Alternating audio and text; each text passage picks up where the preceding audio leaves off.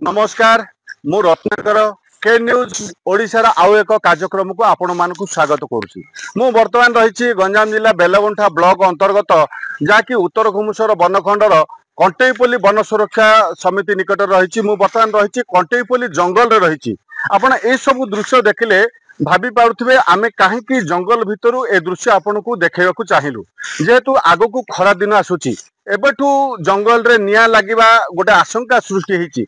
तेणु वन विभाग विशेषकर जंगल रे किभली भाव में निया न लगिबो सेथिपई उद्यम करुची। तेबे आमे वर्तमान जो रहीचु जो कंटेईपल्ली जंगल रे रहीचु एठी जो गोटे कंटेईपल्ली वन सुरक्षा समिति गोटे गठन होईची। एठाकार पाखापाखि 50 रु 60 परिवार एवं 60 परिवार पाखापाखि 20 रु ऊर्ध्व महिला एवं 40 रु ऊर्ध्व पुरुष यही जंगल को पाली करी जगुचंती जे जंगल रे किभली भाव में निया न लागिबो। जंगल दे जाउथबा लोक एवं रास्ता कड़र लोक माने विभिन्न समय बेपरुआ मनोभाव जोगु सेमानक माने जो कौन सी धूम्रपान टाणती किंबा भोजी करने को आसिले सेमाने निया लगाती सही कारणरू जंगल रे निया लगी थाए। तेबे लोक को सचेतन करने सहित जंगल रे किभली भाव में निया न लागिबो सेथिपई एई कंटेईपल्ली वन सुरक्षा समितिर सदस्य सदस्य माने जंगल को पाली करी जगुचंदी। आउ ए पालीर ना होची ठेंगा पाली। तेबे आसंतु आम सहित यही जंगल जो रही सुरक्षा समितिर जो कर्मकर्ता मान रही वन सुरक्षा समितिर सभापति रही सदस्य सदस्य मान रही प्रतिक्रिया ना। सर आप परिचय देवे कि? शरद कुमार स्वाई सभापति कंटेईपल्ली वन सुरक्षा समिति। सर आमे देखिलु गोटे गोटे नियारा पदक्षेप जहाँकि जो जंगल को निया दारू रक्षा करने आपण मैंने सबू ये सबू जगुचंती आमे जहाँ शुणुलु एटी आपण मैंने ठेंगा पाली करछंती। विशेषकर स्थानीय अंचल जो एक कथा आलोचना होची आपण मैंने सब ठेंगा पाली करछंती क्या आक्रमण करने उद्देश्य करछंती ना कौन ये गोटे रोचक कथा गोटे शुणा मिलूँ कौन कहे बाबद मारिबा उद्देश्य नुह किंतु लोक माने जानिबे जे एई VSS रो लोक माने गोटे ठेंगा धरी गोटे पाली करूचंती तो समस्ते से जो सचेतन होचंती जे ए माने जंगल रे निया न लगेबा पई बोली कि गोटे ठेंगा पाली करूचंती। निश्चित भाव रे ये गोटे नियारा पदक्षेप आम VSS रो विशेष करी ए जो खरा 4 मास आम प्रति गोटे चैलेंज सृष्टि होची।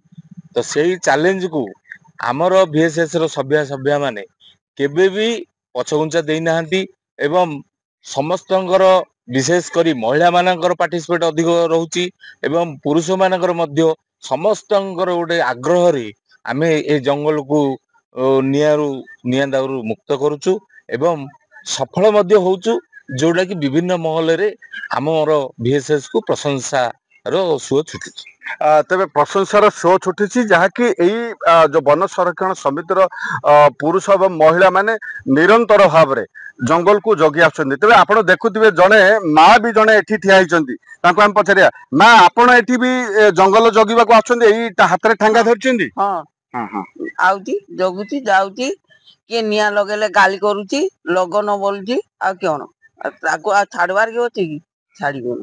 आपण आपण बयस हेलानी वयस्क लोक जंगल को आसी जगुचंदी आपण भितर केते उत्साह अछि एमदी? मोर बण माँ माता मु बण को मते बड़ श्रद्धा लागुची मु आउची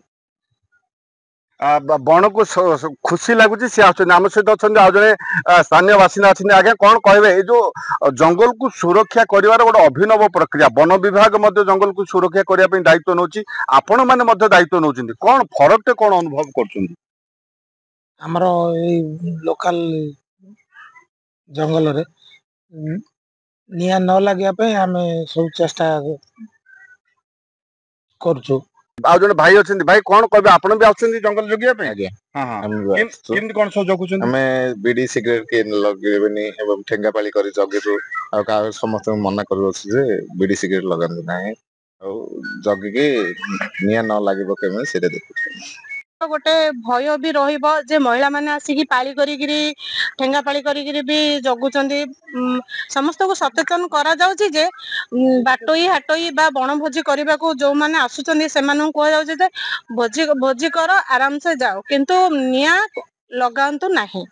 जंगल सफा करछी पत्र सब जंगल काहे सफा करचंदी? निया लागिबो नाही बोली के हम जंगल सफा करछी।